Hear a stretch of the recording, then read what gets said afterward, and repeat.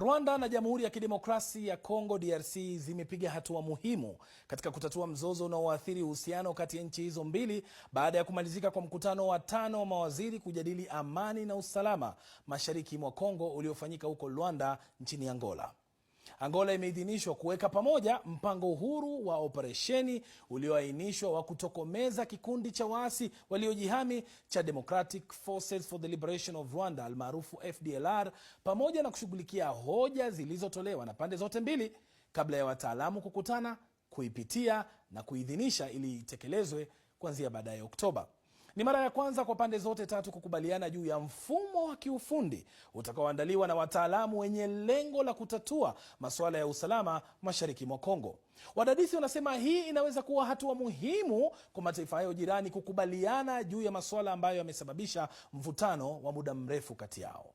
Mchakato wa Rwanda ambao unaungwa mkono na Umoja wa Afrika AU na jumuiya ya kimataifa unachukuliwa kuwa moja ya juhudi muhimu sana za kidiplomasia kumaliza mzozo mashariki mwa Kongo ambao umeathiri mamilioni ya raia. Sasa ili kufahamu zaidi naungana moja kwa moja na Ive Buchana, mwandishi wa BBC kutoka Kigali, Rwanda. Ive, tueleze zaidi kuhusu kumalizika kwa mkutano huo Jumamosi huko Rwanda. Je, tunafahamu yapi yaliyoafikiwa?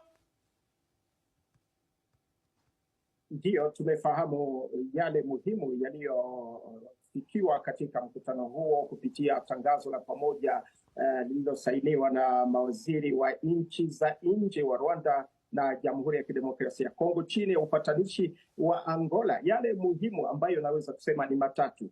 La kwanza ni kushughulikia hiki kikundi cha FDLR cha waasi kutoka Rwanda, operesheni za pamoja zitakazofanywa kati ya Rwanda na DRC.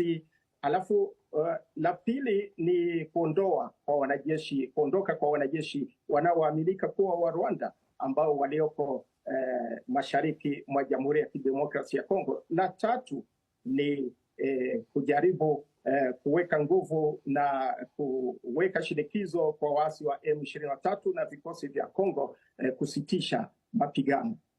Ive, mkutano huu wa sasa ulioandaliwa Angola una tofauti gani ukilinganisha na mikutano ya hapo nyuma na jitihada za kuleta amani au masikizano kati ya nchi hizi mbili jirani? Naweza kusema kwamba ni mwendelezo wa vikao vilivyofanyika hapo awali huko Angola, lakini pia umuhimu wake ni kwamba kuna kitu ambacho kimeafikiwa. Mwanzo walikuwa wanakutana, pengine hawafiki mwafaka, lakini mara hii kuna karatasi zilizosainiwa, kuna mwafaka ambao umefikiwa na ambao watu wanaona kwamba ni hatua muhimu kuelekea kupatikana kwa amani na kupatikana kwa kurejea kwa uhusiano kati ya Rwanda na DRC. Ive, baada ya kutiwa saini kwa makaratasi hayo yanayotaja kwamba yametiwa saini, je, majirani hawa maasimu wamesema chochote mpaka sasa? Hadi kufikia sasa hatuna lolote kutoka kwa upande wa serikali ya Rwanda, na watu wamekuwa wakisubiri kujua kwa kweli ikiwa Rwanda ina vikosi mashariki mwa DRC.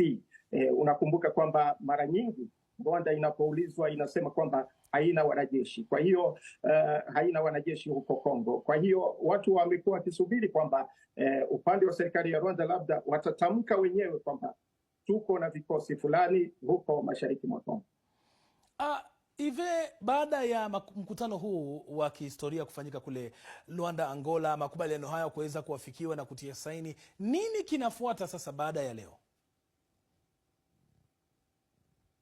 Nafikiri kwamba bado mchakato unaendelea, licha ya kwamba kuna mwafaka ambao umefikiwa. Kumbuka kwamba katika tangazo hilo la pamoja wamesema kwamba kuna ripoti itakayowasilishwa kwa mpatanishi hapo tarehe 26, ripoti ya namna ushirikiano wa operesheni utakavyofanywa. Alafu baadaye tarehe 30 mpatanishi ataitisha kikao cha wataalamu ili kuangalia na kuweza kuidhinisha mpango huo.